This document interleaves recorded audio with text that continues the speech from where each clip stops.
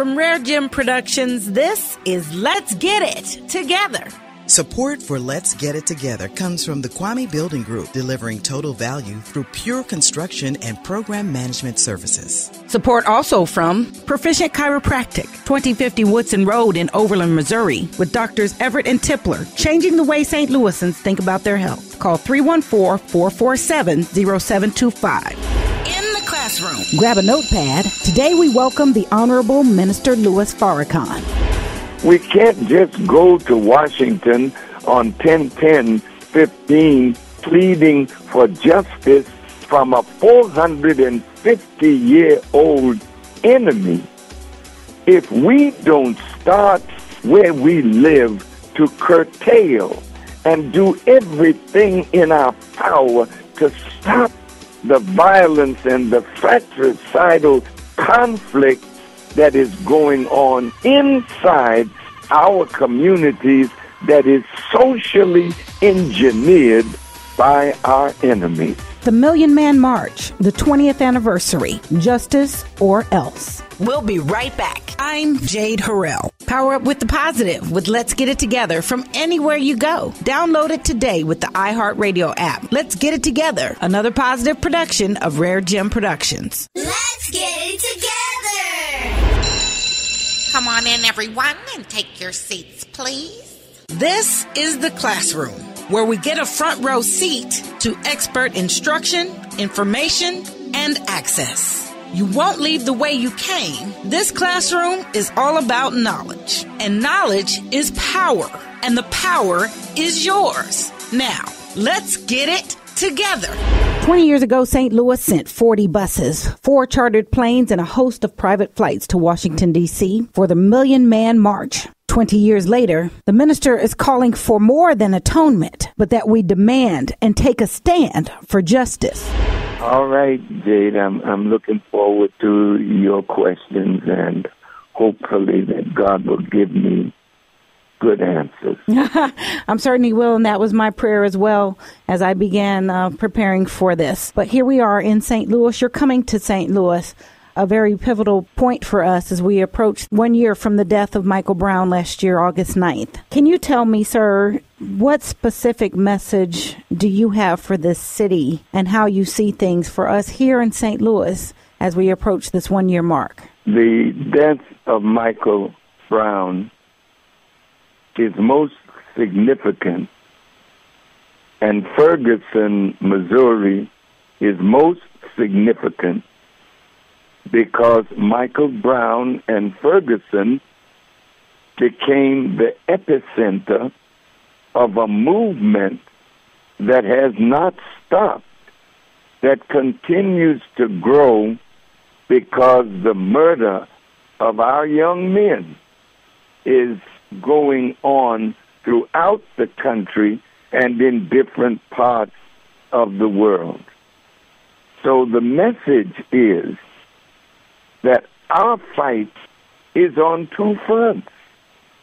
We can't just go to Washington on 10/10/15 pleading for justice from a 450-year-old enemy if we don't start where we live to curtail and do everything in our power to stop the violence and the fratricidal conflict that is going on inside our communities that is socially engineered by our enemies. How would we address those specifically in-house, so to speak? I sat when I was in Atlanta with Martin Luther King III. Yes. And we had a discussion about the program of nonviolence that his father brought to our struggle. And we adopted nonviolence as a technique, as a methodology, hoping that if we could be nonviolent in the face of those who were violent towards us, that our love for our tormentors would literally affect their hearts and produce a change in them. Yes. Unfortunately, 50 years after the march in Selma, Bloody Sunday, 50 years after the first march on Washington, things have not changed, and in many instances, it has gotten worse. I asked Martin Luther King III, and I'm saying this to our pastors and leaders, if you subscribed to nonviolence under Dr. King to a heart that has been a cold and hardened heart toward us for 450 years, why not turn that around, since we are victimized by violence and we are the perpetrators of violence in our own community? Why shouldn't every pastor stand up in his pulpit and teach that we should love each other as the Master taught, that the greatest commandment is loving God first with all your heart, soul, mind, and strength, and the second is like unto it, loving your neighbor as yourself. Black people don't love ourselves because we don't have the requisite knowledge of ourselves.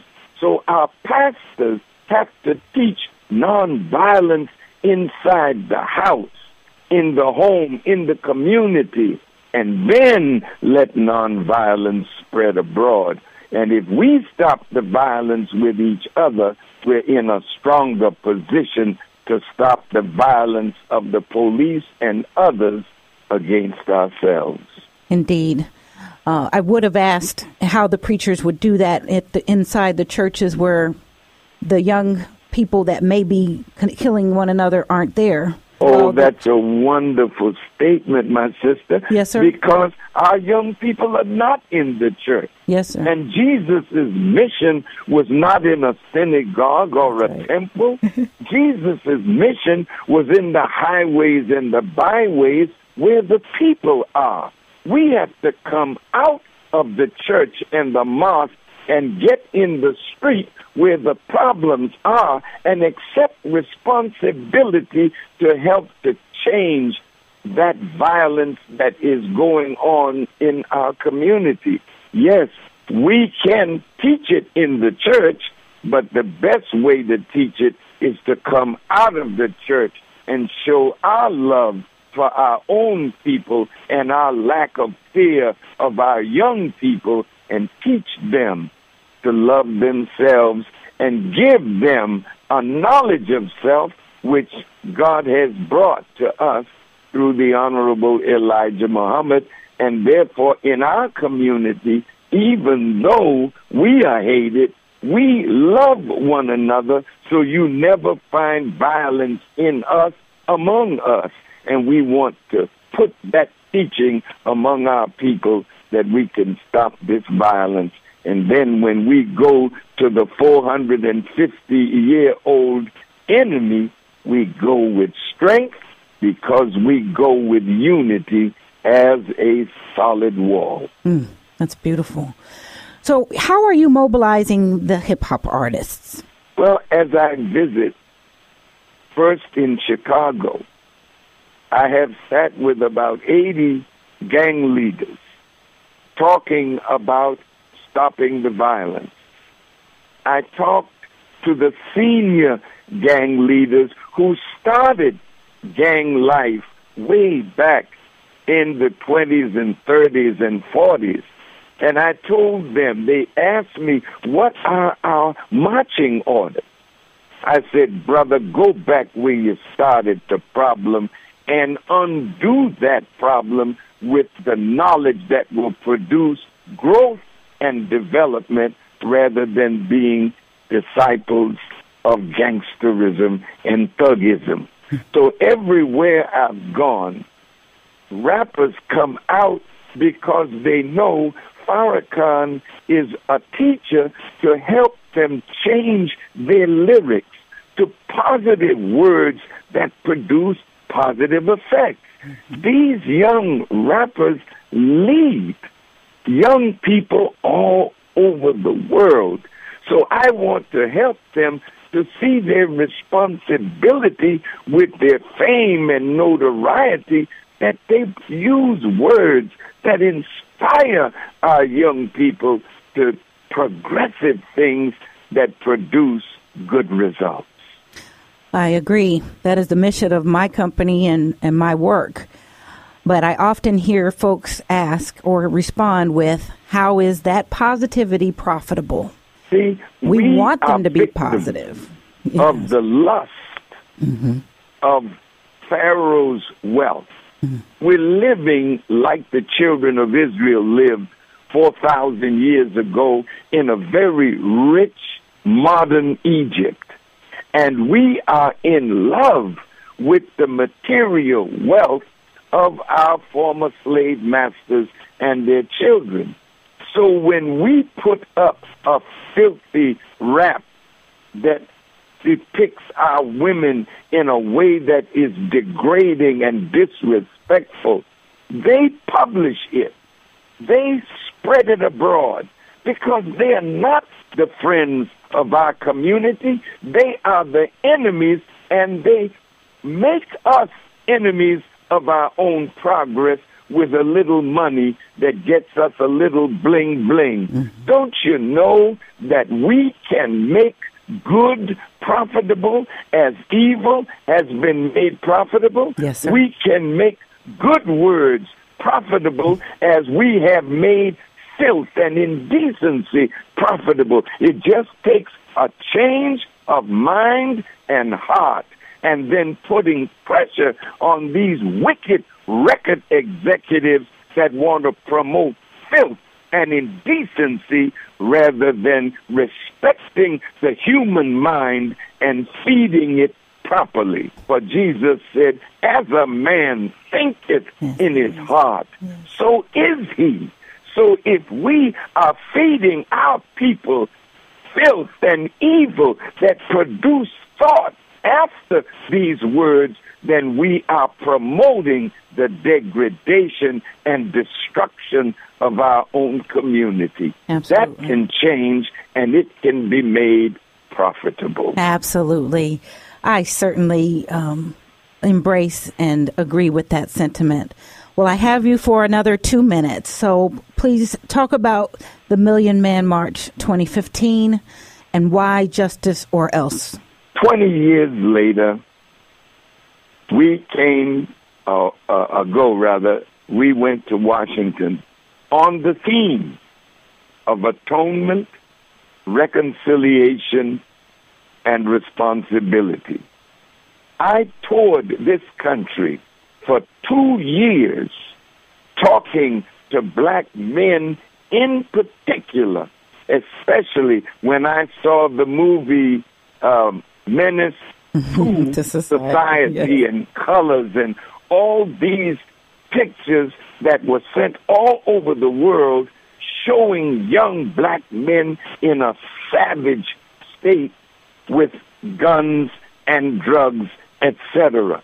I knew we were being set up by our government. And when the drugs were coming in to the inner cities, then gangs and gang violence, this was being promoted as a means of filling the prisons with black and brown, filling the morgue with black and brown. And so we decided to go to Washington to give the world a different picture of black men. And we were successful by the help of God in giving the world the most marvelous picture of nearly 2 million black men standing shoulder to shoulder. Not a crime that day in Washington, not a fight on that mall, because our minds were prepared to show up and to show each other love. Yes. Now, 20 years later, it's justice that we seek. And the or else to that is we can't continue to lie down in the face of terror and tyranny being perpetrated on us by the police and others. So we have to decide now, what is the future for us? Yes. What should be done to stop all of this and give our young people a chance to live a better life, to live a more productive life? And that is why we're going back, and it's justice or else. Mm-hmm. We have to demand, and as Frederick Douglass says, when you find out how much people will take, then you know how much you can give them of your tyranny, of your injustice. Well, right now, we can't take it any longer. We have to make a stand now for our lives, for our justice, and for the future of us as a people. Absolutely. Well, we look forward to seeing you and hearing you on Friday, and look forward to teaming with you to make sure that this message is known, understood, and spread, shared as much as I potentially can on my end. Thank you so very much for the honor of meeting you on the radio, and I look forward to meeting you in person. May God bless you, your family, and all your listeners. You as well. If anyone would like to help us put the 20th anniversary on, and you would like to make a donation, go to justiceorelse.com, and you can make a donation from $1 to $5 or whatever you would like to give. We would appreciate it, because we want to be totally in control, not asking any philanthropist that is not with us to pay so they can tell us who can speak and who cannot. Mm-hmm. May God bless you. Thank you so much. It is my pleasure. Thank you. All right. Thank you, sir. Bye-bye. Minister Louis Farrakhan in St. Louis, Friday, July 17th at New Sunnymount Missionary Baptist Church, 4700 West Florissant Avenue. Doors open at 6 o'clock with the event starting at 7. The meeting is free and open to the public. For more information, call 314-361-4555. 314-361-4555. Share this interview and keep connected at OneRareGem.com. That's ONERAREGEM.com. Connect with us on Facebook, ONERGP, at RareGem Online on Twitter, and OneRareGem on Instagram. Let's Get It Together is made possible by the grace, mercy, and provision of our God. Each day, try Him, trust Him, and learn more in the Bible each day. Make Let's Get It Together your access to information, education, and opportunity. This week, get a fresh new outlook. Let's get it together. Be inspired, informed, encouraged, and entertained. Let's get it together. In the classroom each day at 10 a.m. Information, access, and opportunity. Let's get it together. Special thanks to Selena J. Anthony Wise, Robin Boyce, Al McDonald, the RareGem family, Harrell, and Christopher Harrell. Support for Let's Get It Together comes from the Kwame Building Group, delivering total value through pure construction and program management services. From RareGem Productions, this is Let's Get It Together.